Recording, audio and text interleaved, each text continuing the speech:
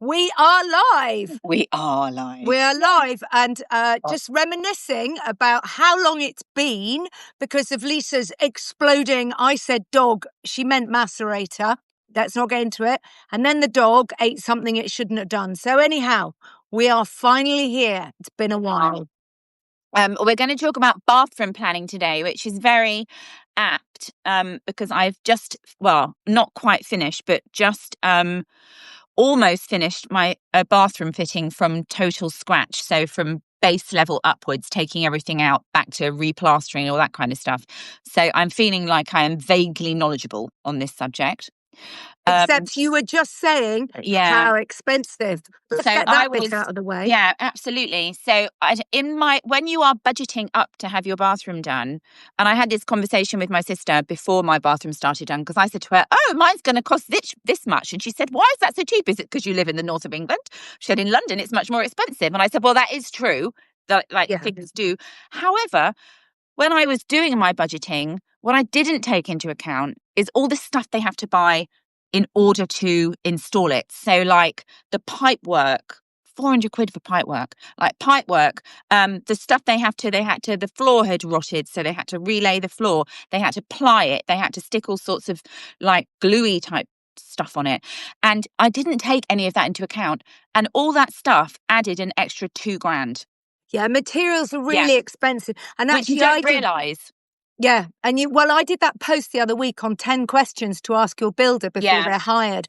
And actually we came unstuck because we'd worked it out on that one. But when we bought tiles, we had terracotta tiles for the bathroom and then realised they'd need sealing. And there were two things that come in that. Firstly, who's buying the sealant? Who's buying the grout? Who's buying the glue? Because you sort of think, client will provide the tiles, job done. Here's my 10 square meters of tiles, on you go. No. And then you realise that there's all the other stuff. So is the builder providing that or are you? And then also when it comes to sealing, the time. Because you've got to do it. And then with natural stone, in theory, they want you to do one coat and leave it for like 24, sometimes 48 hours before you do the next coat. And then you leave it 12 hours. And obviously, that's all time when either the builders are not in your house. And when they're not in your house, where are they? And can you get them back again? Or they're going to do it in a hurry, which is what we did because of the timing. And then they're not quite as well sealed. So those are really key things. And exactly. Also, so the ones which I chose for the bathroom floor are cement tiles, which look lovely, but they are way more difficult to lay than any other normal floor tiles. They had to have these special size spacers and all sorts of stuff to do it. It took ages. Yeah. And cost more money than I anticipated. And they also have to wash the tiles. You have to wash them and all sorts of stuff. There's all sorts of stuff involved in tiling that I did not know about. So when a tiler gives you a quote, it's for You've really got some extra questions to ask. You need to ask the extra questions about what else am I going to have to pay for? Because it's ended up costing me, I would say, about £4,000 more than I thought it was going to cost, which isn't good. Yeah, absolutely. And that's pure trade and product. Yes, exactly. And all those sort of boring bits and washers and everything else. So that's the key question. When you plan your budget, it's not just, am I going to buy a pretty bath?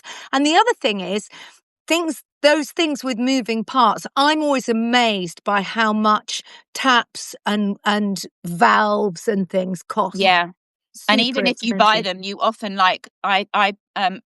I have the stuff in my bathroom is from Grower, but then I also still needed to buy stuff to go underneath the sink and stuff there was no plug in the bath. It's all little things like that you just don't realise. So I would say, it's worth adding extra on. Absolutely. And the other thing, I think it's less of an issue now, but it's also worth considering. You start off with your bathroom design. We've come at this, we've just dived straight in, so it's not necessarily logical. There you go. You've come at your bathroom design. You go, I really want these brass taps. And then you've got to decide, are you going to mix your metals or can you find a plug waste that's brass to match the taps that are going on the basin?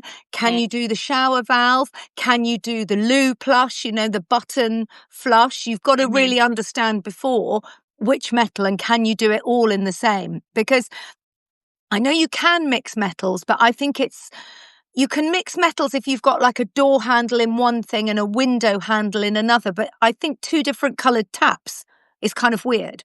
So, it's really tap hard. showers and bath taps or basin taps need to really match. Absolutely. And also to that point as well, that will also be reflected in your lighting and in your mirror surround, in everything. And this is what I encountered in the bathroom, because it's a small space. I don't want too much going on. You can mix metals. I've got no problem with mixing metals at all. Yeah. But I didn't want to do that because I wanted to keep it looking really simple. I didn't want it to be fussy. So someone actually messaged me and they said, you've used brushed like steel in your bathroom. Like, no one ever uses that anymore. I was like, bring it back.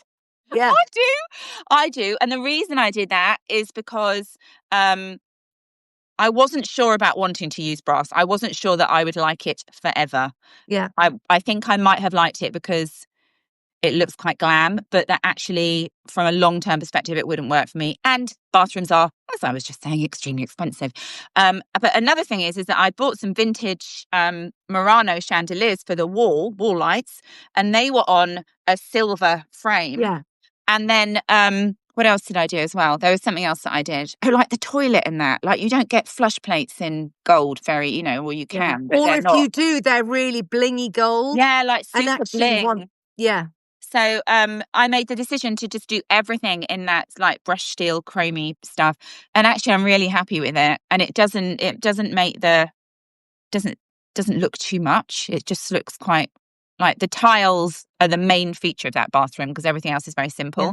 So it doesn't detract. Your attention isn't distracted by other stuff. I think that's a really key point. I mean, aside from the fact that at the moment, all the magazines are talking about chrome is back, silver is back. So that shows you, how these things work cyclically.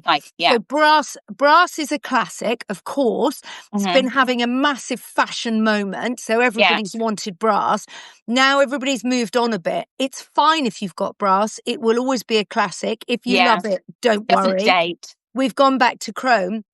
Which means, I'll tell you what's coming back next time around in about 5 years or so, will be a return to gold, but it'll be the shiny gold we had before in the 80s with the lacquer on it. So, and then suddenly everybody who's trend-led be looking at their brass with what I consider to be a nice aged patina on it, and it'll be like, oh no, I really need it shiny. So I think it's really key in a bathroom because you do not want to be redoing this room every 5 years even. You want it to last for 10 years.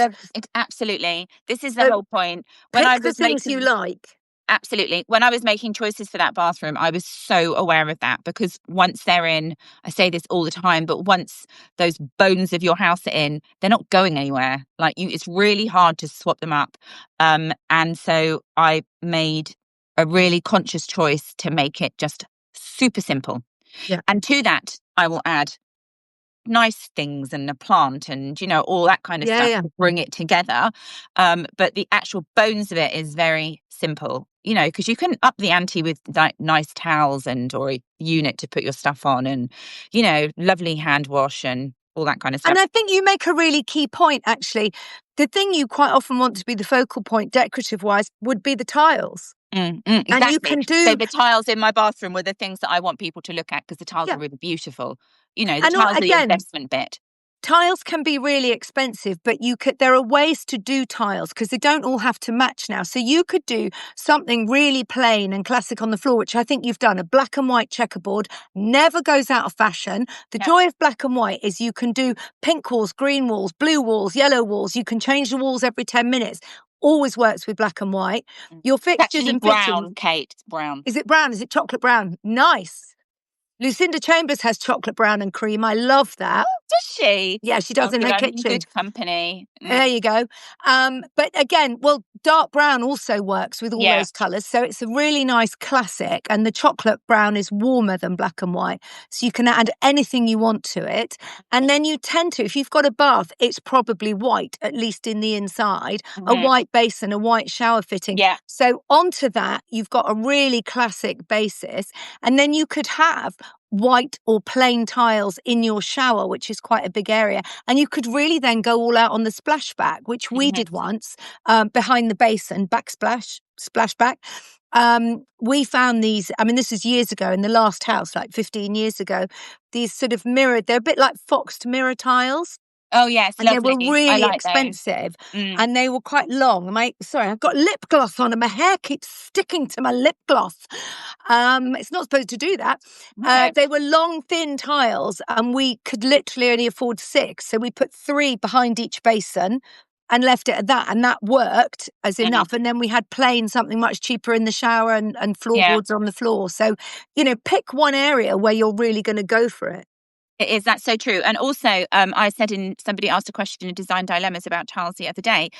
And I said, like, take my bathroom, for example. I've used concrete on the floor, but you could replicate that look with really basic. All you need is a checkerboard, a white and another colour. Yeah. You can replicate that from your local tile shop super cheaply. Ditto with the wall tiles. They are just very simple pearl tiles that you can, just square them up, stick them on the wall, put a nice colour grout in between, and you can do that super cheaply. Like, it's not, you don't have to, and also a lot of the questions that I get are about adding pattern in your bathroom on your tiles, which I think is a very personal thing. But also you have to be 100% sure that you're going to love that forever if you're having a pattern tile, because once it's there. Or again, just having it behind the basin. Yeah, exactly. That's probably, if you really decide you've gone off it and it's quite a small area, that's probably relatively easy to chip off and replace if you go off it, or relatively, depending on the cost of your tiles, that's replaceable. It's when you're trying to get into the shower and take all that off that it turns into a nightmare. Yeah. The other area where it's really worth spending, obviously you've got to spend money everywhere, it's a nightmare. The other thing you've got to get right is the lighting. Yes. So, in my bathroom, I wanted to get rid of all the spotlights. Yeah. Because I don't like a spotlight. I'm not a spotlight person. However, there is something to be said that if you're in the shower, if you don't have a spotlight over you, you don't know what you're doing. It's quite hard, isn't it? I think that there needs to be, sorry, my children are talking to me on this. My son's just been for an interview at Marks and Spencer's for Christmas, even though we're going away. And all I can see are these messages. So anyway, I wanted to get rid of them all, but I didn't, because I was very aware that in the morning, you do need to have a shower, especially if it's enclosed, like mine's going to be enclosed, the shower curtain. If it was dark, I'm not sure that would be wakey-uppy enough for me. Yeah. So I kept those over there. And then what I've done in addition is I've put 2, like I said, Murano chandelier things, which they're not up yet, but they will give they've got like 2 bulbs on each one. Yeah. So they'll give a really good light above the basin, a really good light above the loo. So I don't need to have those spotlights on unless it's absolutely necessary, and they'll be operated separately. So what we did, we've also got a very small bathroom, and I don't know if most of you have come from the UK, the British bathrooms, I mean, often not much bigger than a double bed. I mean, they're insanely small. Yeah. But what we did with the shower, we didn't take the shower enclosure up to the ceiling, because obviously water doesn't flow upwards. So we got the shower head on the wall, and then we took the side of the wall, just so there's a gap between the ceiling and the top of the wall. And that meant we've got one central light, which has got 3 bulbs in it that point in 3 directions, and a glass thing over the top. Yeah. And then we've got no spotlights in there, and we didn't need one over the shower because the light can access. You've got a direct light over the top of the wall. Very clever. Yeah. So that also makes it feel less boxed in. So we built a shower. I didn't want a shower screen because I think I obviously live in London. There's loads of limescale. That shower screen constantly looks grubby. And also, where you've got that sliding mechanism, that's just, let's get all the gunk and chuck it in there. Nightmare to clean. Yeah. So we built, and we did the same actually at the house in Italy. We built a partition, which was basically a stud wall across that we tiled. And then we put a shower curtain across the front. And that gives you another place to put pattern, actually. Yeah, I know shower curtain, people complain about the billow. So if you've got a shower curtain, I have a plastic shower curtain, and I buy the weighted ones. So that just stops it billowing at the bottom when you're in the shower. And then I hang a patterned fabric one on the outside. And I'm going to say to you, colours of Arley. That's where you go for beautiful striped shower curtains.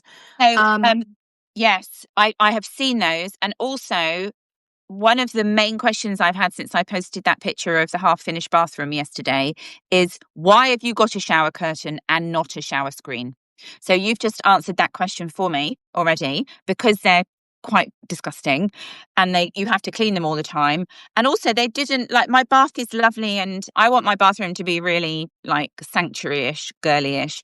And that thing that you're dragging backwards and forwards just isn't. It just doesn't feel comfortable. And so I got a shower rail from Victorian Plumbing, it's called, that is on a curve like that. And then I've been actually discussing with Claudia today about the lengths of shower curtain, because my ceilings are high and the shower rail is a standard type. And now I need a really long one, because the one I've ordered from Firm Living, and in fact, if you're looking for a shower curtain, these are the best that I've found. Firm Living, and they're in chambray, and they're in like lovely stripe, really gorgeous. I've got one on the way, but I don't think it's going to fit. But you need to measure that distance to make sure your shower curtain is long enough.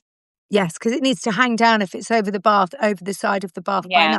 Another thing actually that avoids it, and I think for any of you who are on Instagram, Kerry Lockwood on Instagram, she did a similar thing. So she's got 2 walls in her bathroom and she's built a third wall to enclose the shower, but she's built the wall kind of maybe 2/3 of the way up. So effectively, she's got privacy. It's like those sort of saloon doors. So I think the wall comes up to chest height, and then she's put a fixed piece of glass above that goes up to the ceiling. So it's a fixed piece of glass. There's no channels for the gunk to get in. She's just cleaning it on either side because it doesn't move.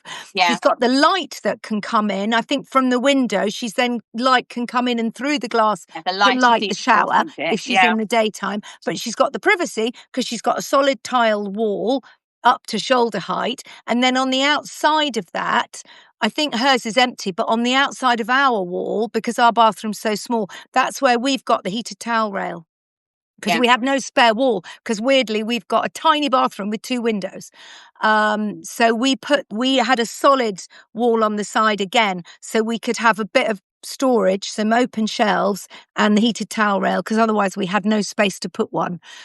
Yeah, in my last house, I did those shower walls in both the barn and also in the main house. And if I was to ever do a shower, that's the only thing I would do, is build those shower walls, because they are so much more practical. They're so easy to clean. They're not expensive to do. You just need a good joiner, and they can just be tiled, wash, done, finished, spray them down, all good. It's much, much easier. But another point I would make to that, this is what you get on the live, is that Lisa and I are just going to chat and throw things at you, and you'll have to sort of watch it back and make notes to get it in a logical order, because in an ideal world we'd have gone, we'll talk about A leading to B and then to D. That's not going to happen. Sorry, no. Walk-in showers. If you want to have, if you've got a small bathroom and you're wet rooming it, then again, that's fine. You might not need an enclosure at all. And you could do that probably 3 meters by 1 meter would get you that walk-in wet room. So you have the shower at one end, the loo at the other, and the door in the middle, sliding door, so that when the door is open, you are not looking at the loo. That's my personal bugbear. Is walking past a bathroom and you see the loo, particularly if it's an ensuite. You know, if you can move it just along a bit, do try and do that. So we had, when we got to the top of our stairs in this house, the loo was right opposite the door. So we moved everything, like those games, one step round, so that what you see when you walk past the room is the basin. And we had an attractive Burlington basin with nice legs on it. And then the loo's kind of slightly tucked out of the way. That's a much better way of doing it. Yeah. But that was not feasible in my bathroom, sadly. Yeah, I wished I mean, it it's was, not but I always. couldn't. Yeah, it had to be on a certain outside wall, which is the problem Yeah. in Victorian houses, is that you don't often have that choice. But yes, I agree with you. I certainly wouldn't want to. Like, I got one of those hanging toilets just because Wall hung. I don't want them to be a big deal in the bathroom. Well, I I just mean, want it that's to like another blend point. in. Yeah, and Yeah. also that's a point worth noting in small bathrooms. Everything wall hung, it's that old trick. You see more floor, so the room looks slightly bigger. So a Yeah. wall hung, which I haven't done in this bathroom at all because I was going Victorian retro, but a wall hung loo and a wall hung basin will free up that floor space and make it look bigger. And can I just say, as the mother of 2 sons, as are you, it's much easier to clean. Wall hung. Wall hung. I'm definitely We a need go big. no further with that. No, we But don't need to talk about that. We'll lead on to my macerator in a minute if we're not careful. we don't want to talk about the No one wants macerator. to talk about Some the people haven't had macerator. lunch yet. I Yes. know. Yes. So that, and also I quite like the wall hung thing because it builds a natural ledge above it because you have to do a frame to support it, and then you have a natural ledge. So it gives you storage space and, like a point of interest above. It's not just a plain wall. I Well, quite like. that's the other thing I think we really or maybe it's just me. Storage in bathrooms. I'm so busy thinking, well, I will have my pretty shampoo here and my shower caddy, which will keep everything I need. The shower caddy doesn't keep everything. I mean, it might keep everything I need, but then, one son who still lives at home and the husband who's still living at home, as it were, they're like on the floor with their things. So we always think about how much storage you need and double it. And it's really true in bathrooms. Where is your spare loo roll going to live? Where is that second thing of shampoo going to live? Because it was 2 for 1 at the supermarket. So you bought it. Have you got cotton wool? Where are your razor blades? There's so much stuff that actually, if it's not going in the bathroom, you've got to find a whole other space for it. And because then there's the shampoo you use once a week and the one you use twice a week. And there's a lot of stuff. I know.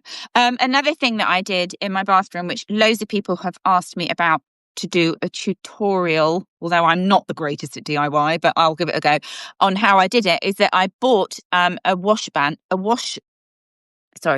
stand on Facebook Marketplace. Yes. And I stripped it down and sanded it and restained it and then just put a basin on top.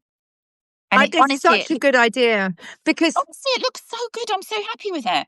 And also bathrooms are so full of straight lines, hard surfaces. The bathroom furniture is the bathroom furniture and there's not a lot you can do about that. No. If you want to colour outside the lines, it's expensive. A bath that's painted a beautiful colour, a freestanding bath, even assuming you've got room. Even those shower rails that you've bought, they're expensive. I just was able to buy a straight rail, so it didn't cost very much. So you've got to find other ways to mitigate that. And it's always, if you can, a bit of vintage. So yes, an old table with a basin on top. And you can use the drawer space very often to hide the pipes in.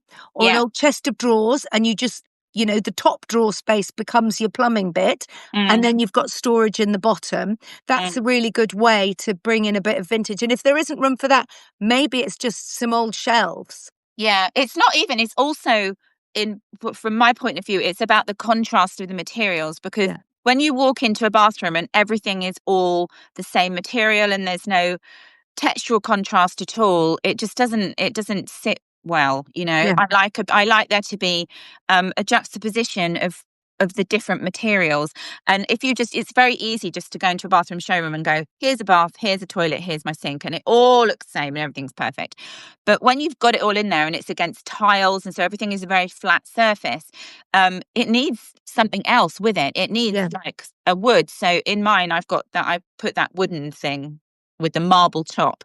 So the marble and the wooden Facebook Marketplace unit is a really nice contrast against the contemporary bath. That works really well. And then I bought a little vintage bamboo shelf thing to put in the corner. So again, it's like it's the contrast of those materials, which just makes it feel more of a room instead of just like a utility space. It just feels more cozy. So now I want to go in there and put candles in there and line the bath and do stuff because all those textures around it is making it feel really cozy.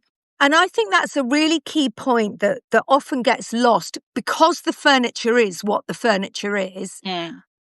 We get a bit lost in this is a bathroom, therefore it needs to be white and clean and hygienic. And what you always have to remember whenever you're doing any bathroom spaces, it's still in your house, and therefore it needs to be recognizable as part of your house, even if it's got to have a plain white loo and a plain white bath and a plain white shower. And yours, that's really interesting. So you've got the vintage in, which you love. You've also, you love bamboo and rattan, and you've found space to put a little bamboo or rattan plant stand in. Plants is also your thing. So that bathroom, even though it's got the same furniture as my bathroom in it, it will look different. Still be a bit of Lisa and still looks different. So, it's really key when you're doing your bathroom to sort of just remember what the rest of your house looks like and what makes the rest of your house you, and think about how you can bring that into, into the bathroom. And even if it's a really small space and you haven't got room for a stool, is it about having a rattan shelf or having some plants high up? And they can be faux plants if you've got a windowless bathroom, or is it about painting the ceiling in a colour? Or even, if you're in rental and you can't do any of that, go and have a look at the towels in Anthropology because they've got all the patterns and colours. It's just about adding that extra bit and not having it look like too much of like not even a hotel bathroom, because actually hotel bathrooms are really quite chic, but just like a very plain, boring sort of space that's been thought about by somebody else rather than you. I suppose. I think so. We have some questions, Kate. Do you think we should we do them, or if you've got anything else specific you want to say prior to commencing? All I was going to say, I don't know how many questions you've got, but I was going to say the other thing to really consider, and we've just kind of touched on that, is if you're redoing your bathroom from scratch, really think about what do you want from your bathroom? Because again, I don't have a bath in this house because none of us bathe. We've got a downstairs shower room off what was the utility room, and I've now rebranded as the pantry to make it sound posh. And we've got one bathroom upstairs. And we have no bath because no one bathes in this house. And I was not going to take up half the space with a bath, which would just be a sort of glorified towel rail. It's a fair point. And I think also, we panic about resale. Who will buy my house if I don't have a bath in it? And the estate agent go, oh, you've got to have a bath in there, And yes, if you're selling a family house, you might need a bath. But the chances are, if you've taken out the bath, the pipes are still there in the wall. They've been capped off. So I would feel very comfortable about saying somebody if they were like, oh, there's no bath, I don't know. You're going to redo the bathroom anyway. We all know you're going to redo the bathroom because everybody redoes the bathroom. Right, so this was the original layout.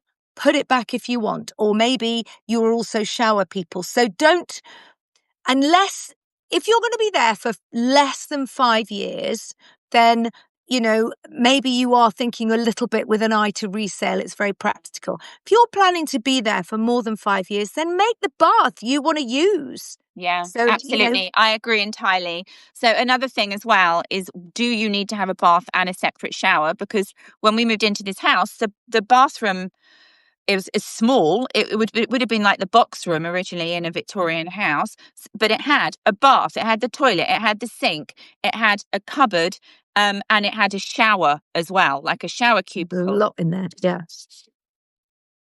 So again, instead I got rid of the shower. Many people went, oh, do you not want a shower? I do have a shower. It's over my bath, but I got a decent one to go over the top, like a rain thing, whatever they're called, to go over the top. So it's a good button press power shower above the bath. Why would you need to have a separate shower? Like, it's just, for me, it feels like unless there's going to be one person in the bath and one person in the shower, that's, like you need two people in the bathroom at the same time, which like nobody wants that. Like, then why would you have two? Why would you have both in the same room when you could just have a really good, powerful over the top one?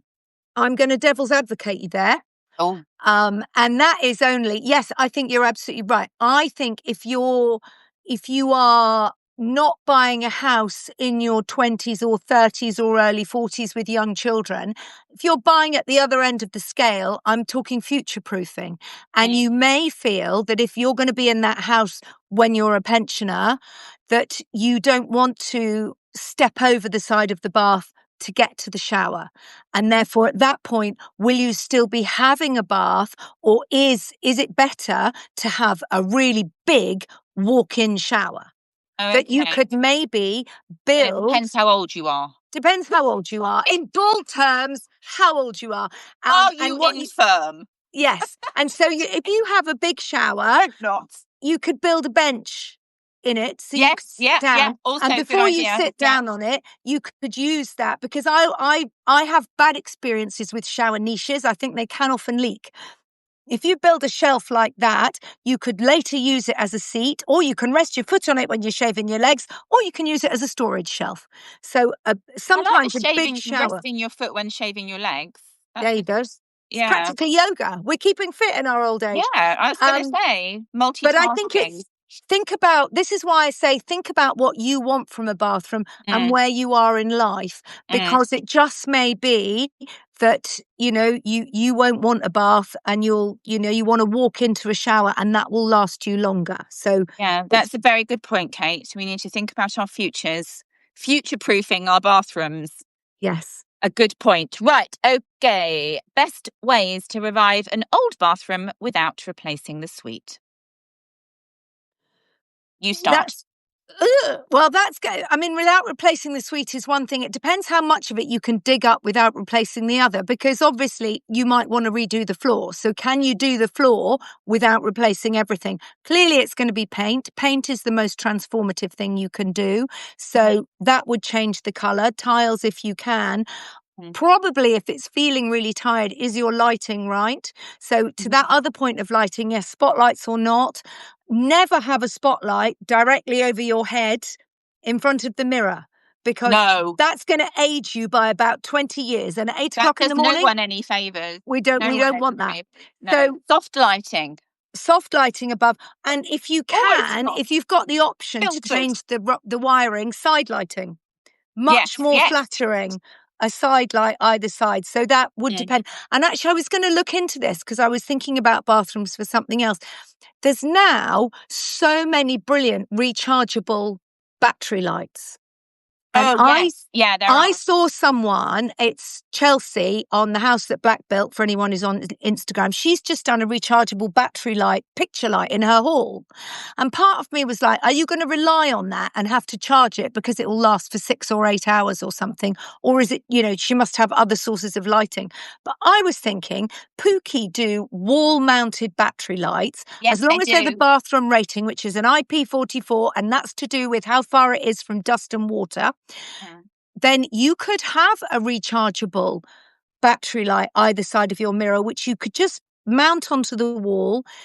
You don't need that bathroom light. I need it, a bit in the evening, bit in the morning. So it'd last quite a long time. You could actually then take it off and charge it while you go to work, put it back on in the evening. So it's not inconvenient to use. Yeah, that's a clever idea. And that would then totally sort of, revamp your bathroom. So change the paint, get some battery-powered wall lights for a bit of mood lighting, and get some new towels, and you're probably already feeling like it's a bit revamped. I know. Nice bath mat. Yeah. Maybe some artwork, plants. I think if you've got a basic suite, you can do pretty much anything, can't you? I also had a question the other day about painting tiles in bathrooms, and I investigated this in full. And you can paint your tiles in your bathrooms. You can buy specific tile paint for bathrooms to do that. But did you know you can also paint your shower tiles as well, which I thought was a definite no-no. But I actually put in step-by-step instructions and a video. You can actually do it. This comes from America. You see, I'm not sure I would trust it. I was talking to my husband the other day about painting tiles, and he was like, we're not painting any tiles. That's ridiculous. Of course it can't work. I was like, no, hundreds of thousands of people do it every day. Oh, no, they do. They do, and it does work. And there's read the instructions, though, because that'll all be in the prep. I did, exactly. And also I found out some information about epoxy layers and all sorts of stuff. It's on my design dilemmas from last week. But I was immediately like, oh, God, I would never paint inside a shower. And then it was like, no, you can do it. Like, you can do it as long as you prep it. It's all about prep, isn't it? Yes, it's like absolutely. people say to me, you can't paint your hall stairs, but as long as you prep your hall stairs properly and paint them, then they won't chip. The key to that, going off topic there, is very often about the curing time between the layers. Yes, so correct. When they say that, Annie Sloan says and that priming. if you're repainting your kitchen cupboards, prime it, leave it several days to really go off and cure. Absolutely. Then do one coat, walk away for another week if you can, but at least 2 or 3 days. And the stairs is the same. And also, interestingly, we've gone wildly off topic. Let's all pretend we've got stairs in our bathrooms. I know someone who painted her stairs, and she used floor paint for floor paint, but water-based, as so many paints are now. And she had to keep redoing it because her children were thundering up and down the stairs. So she varnished it, and it's got worse. And she now keeps varnishing it. And I spoke to the paint company about it, and I said, she's varnished it. What else can she do?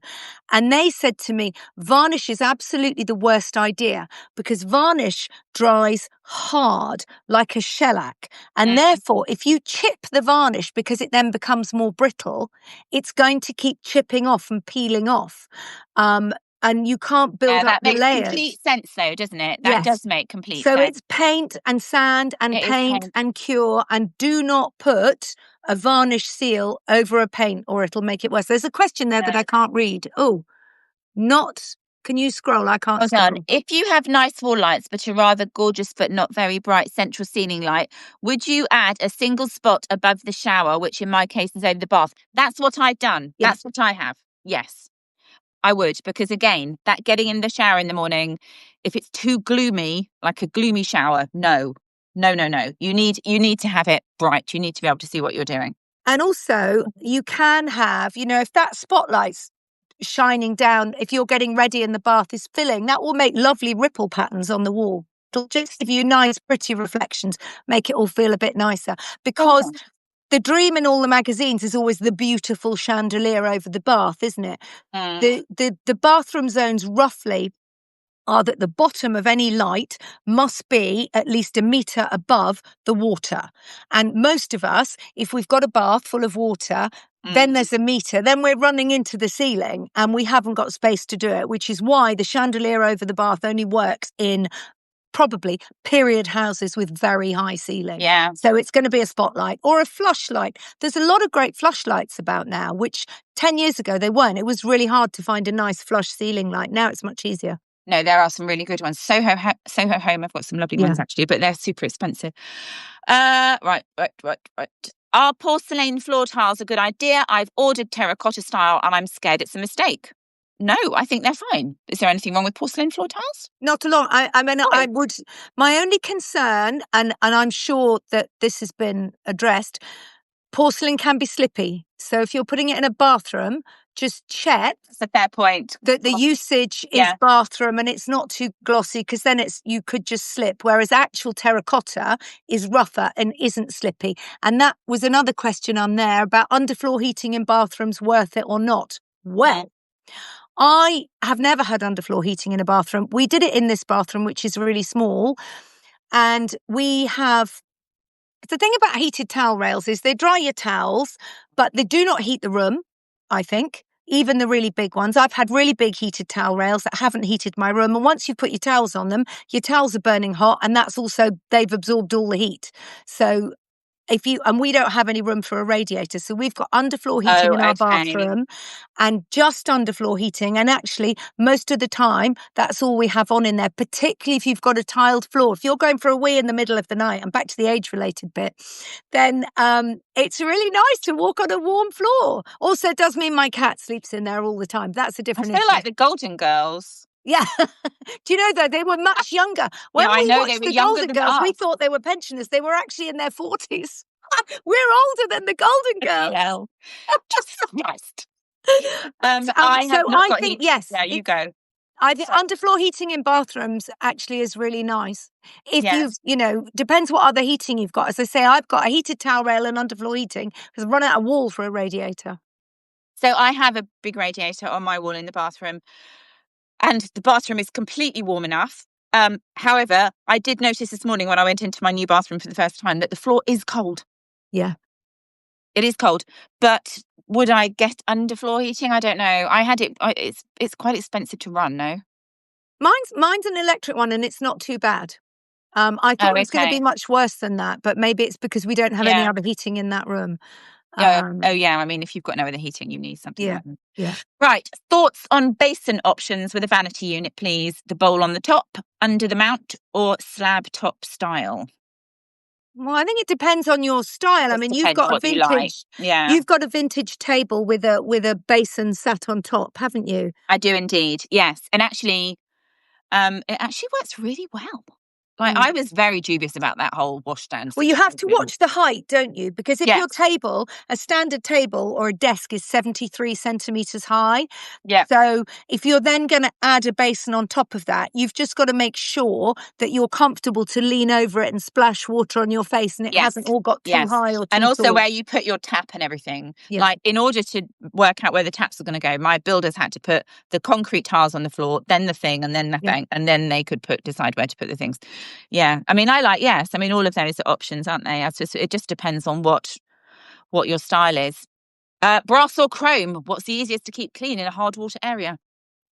Well, we went into that at the beginning. Yeah, I mean, they're both a nightmare to keep clean. So, everything. you know, if you live in a hard pick water the one you area. like. Yeah. Honestly, I looked in my kettle the other day because obviously, it's so disgusting. At the moment, I'm having to fill my kettle up downstairs via the outside tap. That's how I live now. And I took the lid off and I was like, oh my God, it's disgusting. Yeah. I mean, honestly, and I live in apparently what is supposed to be quite a soft water area. You but think? No. Yeah, Yorkshire. Yeah, no, London's You think a nightmare. so? No, not at all. Susanna's got a question there. Okay. Oh, Should hold a on. mirror above the basin be the same width as the basin, or does it not matter? I have a period-style Burlington pedestal basin. So do I. I have a period-style Burlington basin.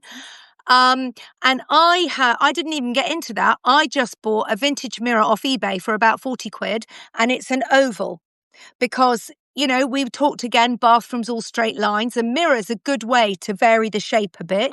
Exactly. I completely agree.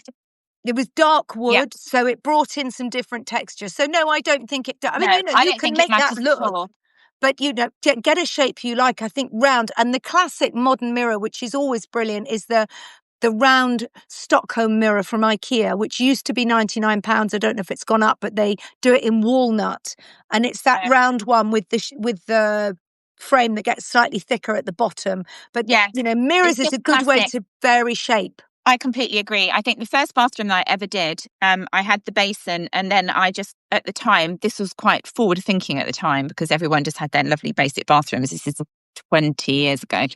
And I got a massive, big round mirror that I bought off eBay and put it above this very standard sink. And it was super impactful.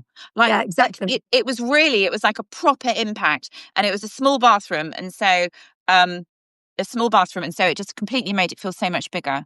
And another thing you could do is buy like an old if you only need one because pairs are difficult, is buy an old picture frame, and then you could just buy almost mirror tiles or a plain piece of mirror from your local glass shop, stick that on the wall, and then just put either an old mirror frame round it, which you can glue on, or buy some architrave, and you could paint that in a really funky colour and stick that on the wall, because mirrors are really expensive. Oh my God. Actually buying bits of mirror or mirror tile, well, a mirror tile, you don't want the lines across your face, but buying a big mirror that you could stick on the wall will cost you much less, and then get some architrave or some beading from B&Q or whatever, Target, whatever your DIY shop is, not Target, is, and then paint that in, I would say, in gloss. Or spray it gold, paint it in a gloss funky colour. So if you're all tonal, you know, spray it in neon pink or bright red, touch of the unexpected.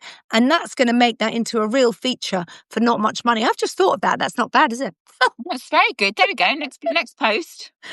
Yeah, exactly. Also mirrors. Yeah, write that down. Also mirrors. Always check out your charity shops as well. Yes. Charity shops and mirrors, and also car boot sales. Secondhand shops, house clearance. Mirrors are one of those things. I know that when we left our previous house, honestly, I sold 6 or 7 mirrors. Really? On Facebook Marketplace. Yeah, another place to look, Facebook Marketplace. Yeah. Yeah. I saw great big full height things for like 30 quid, you know. That's the place to look if you're looking for a mirror, because And if you look on Anthropology or Graham and Green, one English, one American and EU, you know, it's like 500 quid for a big mirror with a frame. So, you know, anyway, you can buy a cheaper one secondhand. And that, as Absolutely. I say, that vintage just brings a bit of warmth to a bathroom. It just makes it feel more personal. It makes it feel, you know, a bit more individual. How to choose tiles that won't date. We've kind of already done that. Just go for very simple. Metro tiles feel old hat now, but what instead? Metro tiles are not old hat. I don't think they do. Never old hat. I think they're classic. I think there are ways to do them. So you can lay them in the classic brick, which I don't think feels old hat. It feels classic. I've got Metro tiles in my shower, and I've done them vertical like that. I did that in my old house. To make them a bit different.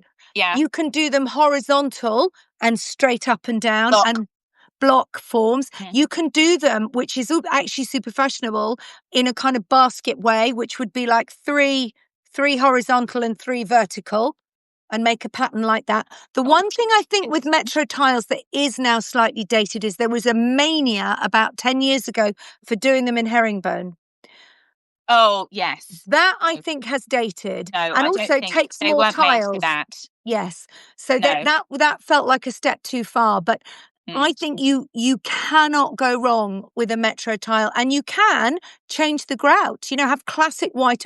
Mine are cream with a chocolate brown grout. Exactly. And I've got chocolate terracotta tiles on the floor, so that talks. But I've seen them done also on Instagram. Rainbow Rosalind. Actually, she's a classic for spraying her taps, spraying her shower valves, spraying her tiles. Rainbow Rosalind. Rainbow Rosalind. Her house is all the colours of the rainbow, but she sprayed her shower taps and valves with, I think, Edding spray. She's been using it every day for 18 months. Hasn't changed at all. So she's got bright green taps in her showers, minty green. Extraordinary. Blimey. But she bought very cheap builders' square tiles that you get from any builder's merchant that cost nothing in white. And she's done, I think, neon pink grout or bright green grout. So that, again, classic. Jazz it up. Obviously the neon isn't classic, but that just a basic classic tile can look super chic. Like it can look really good. You don't need, just by, you know, adding a different kind of grout or laying it, you know, just straight block, just always looks good. I don't think you can go wrong. Adding pen. We've actually Did you have some questions sent in? I always forget. Yes, I did. These are the questions sent in. I'm just going through them, but we've just pretty much answered them. Oh, is tongue and groove a bit twee now? I'm confused. Thank you. Thoughts? Kate. Thoughts? Right. I've had tongue and groove in a bathroom. Because while you think of an answer, right, I'll just ruminate on that. I actually don't think it's a bit twee. I think it depends on the rest of your house. So we had this lip gloss is going in the bin. We had tongue and groove a couple of bathrooms ago in a Victorian house, and it worked really well. And we didn't want to do tiles because I think it was a budget thing. Tiles were really expensive. So we had floorboards and we did tongue and groove behind a freestanding bath with taps coming out of the wall. I really like that look, but it's got to go with the rest of your house. So if your house is super modern and contemporary, then it's probably not going to fit with the rest of your house. People are going to walk in there and they'll be a bit like, whoa, what happened there? I'm in a different house. So I think it works really well. It's a nice way to get a softer surface in, a softer texture, because it's more wood, and you can have a softer colour that's not that kind of bright green classic aqua that people have in their bathrooms. So nothing is off limits as long as it is true to your style and the rest of your house. Go for it. Or not. What are your thoughts? I do. So I have never had it because it doesn't fit with my style. But again, I think you're talking, I see a lot of people using it alongside patterned wallpapers and all that kind of jazz. And I think that if that's your style, then that's 100% the right thing to do. I have issues with that kind of thing. And the same issues that I have with paneling is if your house would not originally have had that kind of I don't think it works in a product in new it. build. I think you No. should, in a new build, I think you should really lean into all the different tiles. And if budget's an issue, then look at the Metro tile, which is much cheaper, or a square white tile, and get involved with grout and a different coloured paint. Yeah. If you live in a period property, and then leaning into the sort of paneling or the wainscoting can work really well. So know your house. What I see so often, and this is also off topic with the paneling, is people sort of, you got to lean into the architecture of your house a bit. It is what it is, and if you wished you lived in a modernist building and you don't, you can find ways to bring that sensibility in, perhaps with the colours or with the style of the furniture, but you mess with the actual architecture at your peril, I think. I agree. I agree entirely with that. Yeah, I think that there's also a lot to be said about having contemporary stuff in a period property as well. Always looks great. That whole contrast of it. But and that's what it is. It's wainscoting, isn't it? That panelly stuff. Yes. I find it, I noticed someone said it's very New England. It is. It's very much that kind of New England Neptune-y type style, which is a very specific style that people like. And I think that's great. If you like it, then great. And it's not twee, because also who decides what's twee or not, Yeah, exactly. Like, who makes those decisions? Nobody. Like, you have in your house what you want to have. It's completely up to you. So, yes, I wouldn't have it because it's the opposite to anything that I would do in my house. But I have had it, and I would do it again. I quite like it. Yeah. So, this is what it always comes down to is, and I think we see this time and again with the questions. There are, broadly speaking, no wrong answers. No. It's as long as I always say, you got to stress test it. Why are you doing it because you like it? Are you doing it because the budget means you've got to do it that way? And we all have budgets, and that's absolutely fine. You got to lean into making it work for you in your budget, or because you really like it and it feels like a bit of you. If it feels like you, then it will always work because it's you. Completely agree. Completely agree.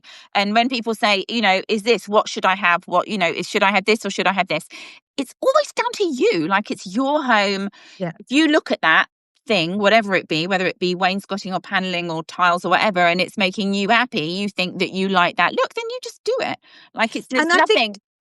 I think it's about coming back to how you're using that bathroom. I mean, broadly speaking, we need the bathroom to work in the morning, and we also need to work in the evening. But you can figure out, is it really key to you in the morning that it's all kind of modern and efficient and bright lights because that's the bit you really worry about?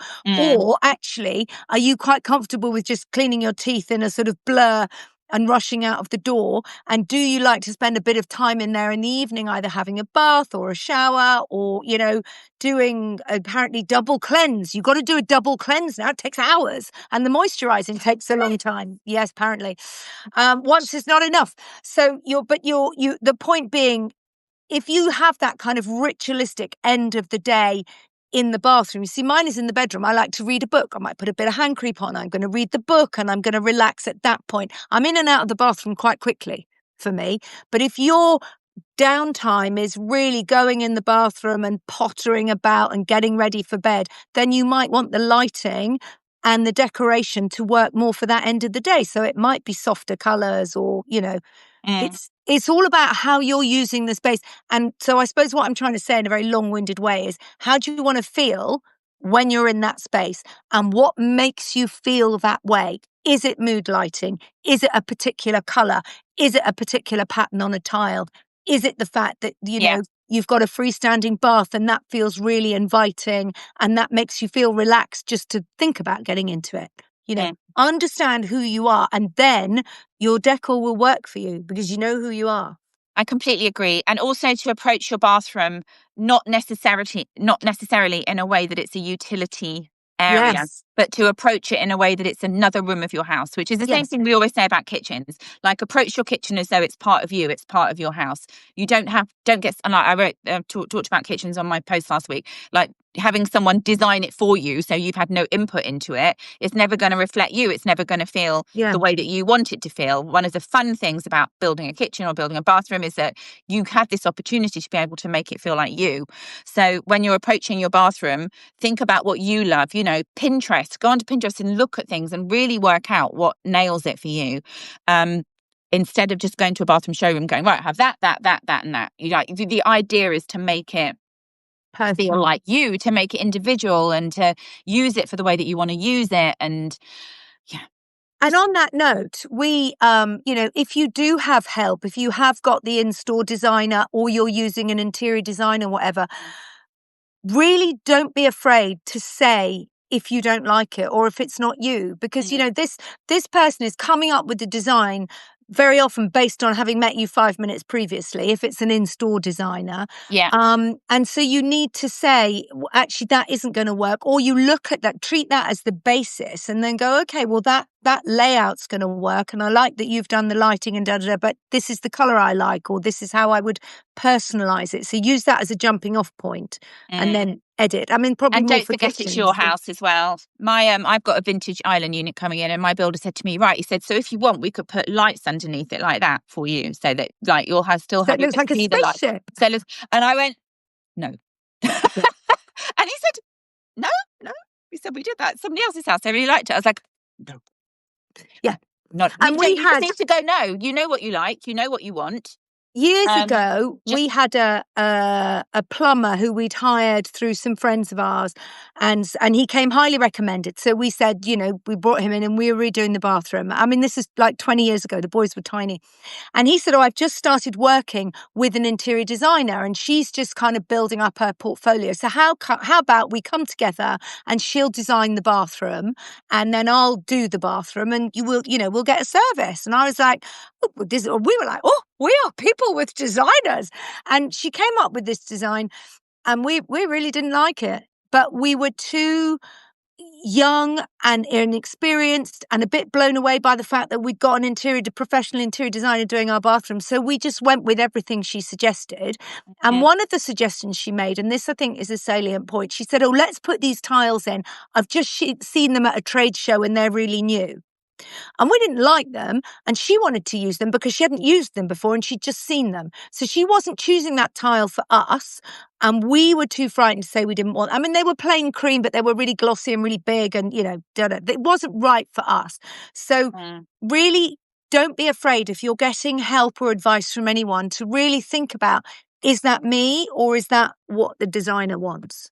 Yeah. And again, when I wrote the post last week about the kitchen, so many people said to me that they were worried to say what they really wanted. Yeah. Like, because of the tradespeople can be quite like pushy as to like, no, you can't have that there. You can't have that there. I had a man come around to quote me for tiling, and he started telling me, I said, I want the tiles all up that wall. And he's like, well, that's not going to look good, is it? I'm like, I'm sorry. Like, don't be, but some people, like for me, I'm just like, well, I'm not listening to anything you say. But some people might not do that. Some people might feel, oh God, if that person doesn't think it's a good idea, maybe it's not a good idea. It's just having confidence in yourself. What I would say, if you don't have the confidence in yourself and your tradesperson is like, oh, you don't want to do I'll that. come round. Phone Lisa, she'll come round. What I would do in that instance, if you're feeling a bit nervous and you don't want to disagree, ask them why. Ask them why it doesn't look good or why they think it doesn't look good, because then they have to explain themselves. And then you can think about their answers and think if you agree with them. So it may just be that, they don't want to do it up that high, or they've never seen it done that way, or, that's just their personal taste. Dig into it a little bit and find out their reasoning. And that will then give you a bit more information. You can then say, okay, I'll think about that overnight and I'll make the decision because we haven't ordered the tiles yet. And then think about, how would I feel do I still actually think that's the look I want up to the ceiling, or do I think they should stop lower down? And so I always think getting someone to explain themselves when they make an opinion is a good way to help you work out. And then you're able to go back to that person and say, I thought about what you said, and actually I'm still sticking to my original. So can you just do that for me? I want them up that high. And that's probably easier than being Lisa and going, no, I'm not having that. You're wrong. But also remembering it is your house, you're paying for it, your house, your style, your space. It belongs to you, not them. Right? You're paying them to do it for you. There you go. Probably a significant amount of money. So, yeah, just have confidence, I think. Kate, we've been talking for an hour. I know. There we go. Bathroom. See, this is what happens when we don't talk for 2 months. We will be back. Well, I don't know if we'll be back in December because, it's busy. It's Christmas. It's Christmas. We'll be back in January. We'll be back in January talking more. If you have any ideas about what you'd like us to talk about, then please do let us know. I've got some ideas for January, but we'll be back in January and we'll send this out to everybody. Everybody, all free subscribers. It'll land in your inbox. Yeah. So, that's what you get. You'll get an hours-long bathroom jumble. Enjoy! Bathroom and other stuff. There you go. Thanks for coming. Okay, thanks everybody for joining. Cheers. Bye.